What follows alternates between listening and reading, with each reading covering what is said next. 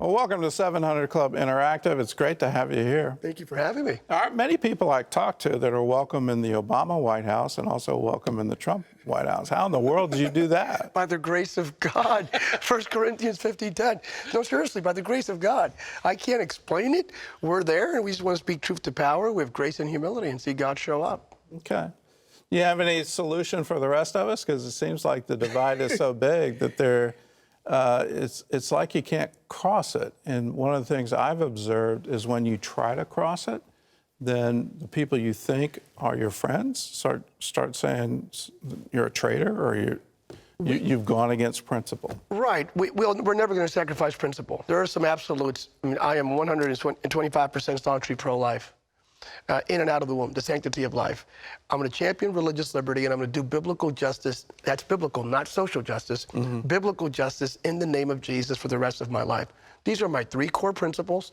So when I meet with the Speaker of the House, Nancy Pelosi, and I meet with the President of the United States, Donald Trump, it's the same agenda. It never changes. And I think they appreciate that sort of integrity and continuity. How can Christians, because I actually think Christians are uniquely equipped to bridge the gap. We're the reconcilers. Yeah, that's who we are. We should be. But give us a game plan. What should we do in order to cross? I think we've got to bring us together because it seems like the polarization is getting more extreme. It's going to seem a little bit counterintuitive politically, but you can't drink the ideological Kool-Aid. If you wake up in the morning and you're a Democrat first and foremost, you have issues. You need therapy. If you wake up in the morning and you're first and foremost a Republican, you have issues. You need therapy. I wake up in the morning. I'm a born-again Christian. I'm a lamb's agenda guy, man. I'm not donkey obsessed or elephant obsessed. However, it does require me as a citizen of the United States of America to vote a biblical worldview. So I'm not sacrificing our biblical values on the altar of expediency. Psalm 89:14 is the answer to what you just asked. Righteousness and justice are the foundation of your throne. Love and truth lead the way as attendants. That should be the Christian's agenda. We should be the reconcilers. We should be bringing America together. But the moment we, dive into and drink the Kool-Aid and embrace the hype, we're going to exacerbate the divide. Okay. Well, let's go to the hard place. Okay. Let's go to the border of Mexico today.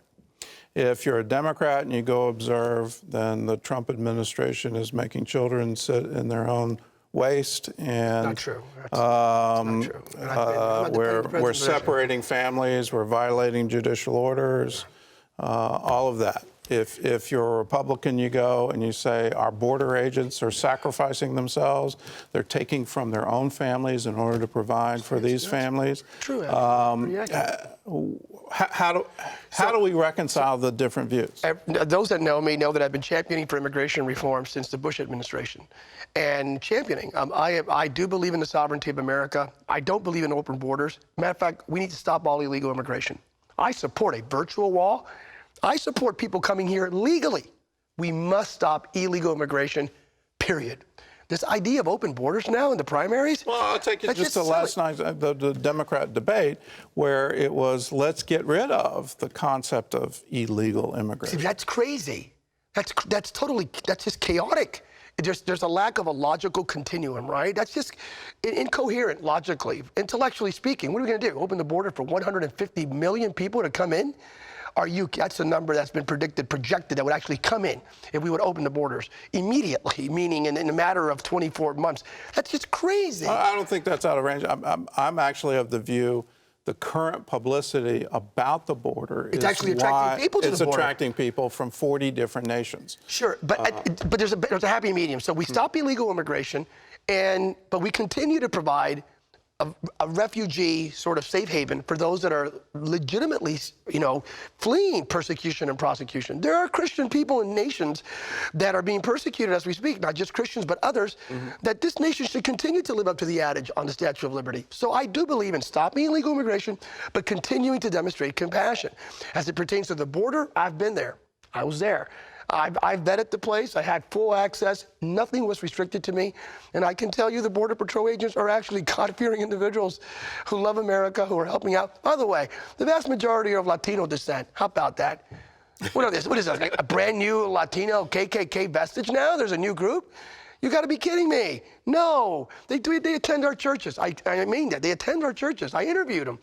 And they love Jesus, love their families, and it's just a difficult circumstance. Now, it's not utopia. It's a difficult circumstance, especially when the numbers were out there. It's difficult. They are crowded. They don't have all the resourcing they need. So it's difficult, but they're doing the best they can with the best spirit they could possibly display. Do you think the humanitarian situation is going to change with the spending bill that was just passed, $4.5 billion, $5 billion going? It helped. It actually did help. And again, I'm being fair now. There you have to give some, an applause to the Speaker of the House who worked with the President of the United States. There were others in her party, names I will not mention, who opposed it. Just, a very limited, very extreme group. And they opposed that piece of legislation, which to me is like, I don't get you. You go to the border, you have your own narrative of what you saw, yet you don't want to fund the solution. It's a crazy world out there, man. All right, well, let's put you in charge. What would you do if you were in charge? What kind of legislation should we have? What kind of rules should we have? And what should we be doing with the migrants who are there? I have the solution. And I have the solution for the whole comprehensive part and the current reality, both. The comprehensive part. Build a virtual wall and put the concrete in there, cement, whatever you want to use, but satellite imaging, infrared technology, let's do that. Build a virtual wall. Stop all illegal immigration. Listen, you and I both know we could read a license plate from miles away in Afghanistan. So we can detect 150 people with backpacks crossing the Rio Grande. To do it, but... So yeah, let's just stop that. We can stop illegal immigration. Let's do that. Number two, those that are currently here undocumented, let's just take out the weed. The weed meaning those that are involved in nefarious activities, crank bangbangers, criminals, pedophiles, the criminals on steroids, boom, take them out of the country, deport them, indeed. The 98.9% that are left, that are hardworking, that have been here for years, their kids were raised here it is. Let's not grant them citizenship to these parents. No citizenship. That's tough. I'll give you a green card. You came in here illegally, you have to pay a price coming here illegally. See, this takes away the anxiety from the Republicans who think we are legalizing 11 to 20 million new Democratic voters. That's the anxiety. It's all political. I've been there in these discussions. I know this firsthand. Let's do away with the anxiety. Give them green cards. You work here. You're not living off welfare or entitlements now.